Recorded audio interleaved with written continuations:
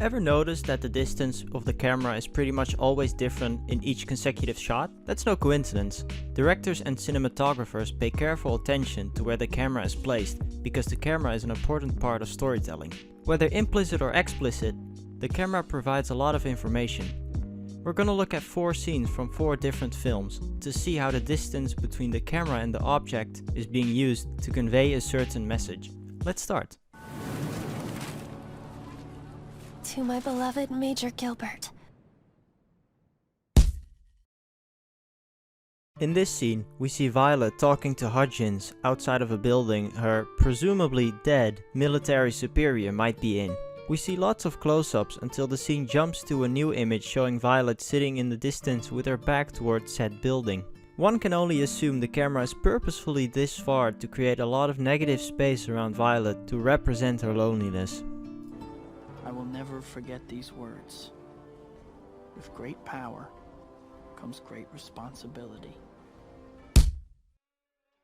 In this scene, Peter takes out the trash and strikes up a conversation with his crush, Mary Jane. This scene is very interesting to me because take a look at the first shot and compare it to the last one. We'll come back to that last frame in a second. Let's start from the beginning. The camera starts at a normal distance as a long shot when the two begin their conversation, but gets closer and closer as the scene progresses, and Peter and MJ get closer to each other, not only physically, but also emotionally. But now comes the interesting part. When Flash interrupts them, the camera actually shows this and immediately backs out of the close-ups, which implicitly tells the audience that the tension Peter and MJ built during their conversation is broken.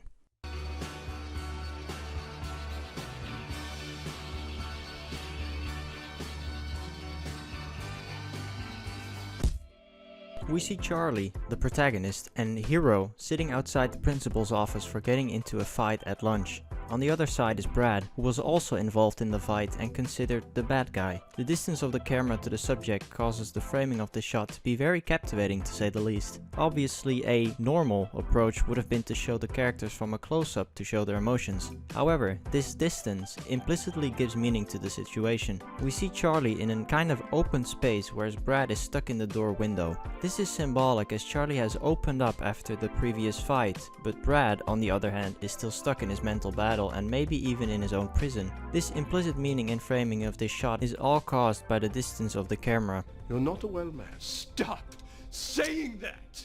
Let us help you. Get back! I know about the experiments.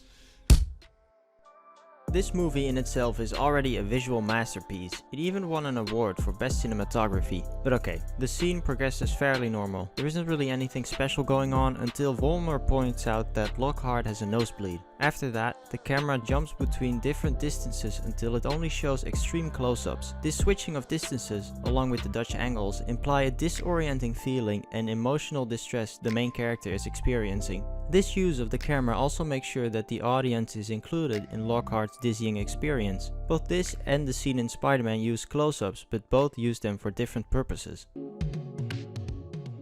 All in all, I think it's safe to say that the distance of the camera has a lot of impact on scenes in films and what they are trying to imply or convey to the audience, depending on the genre. A short distance can create emotional connection, vulnerability, or even a feeling of discomfort. On the other hand, farther distances can create emotional disconnect, solitude, or insignificance.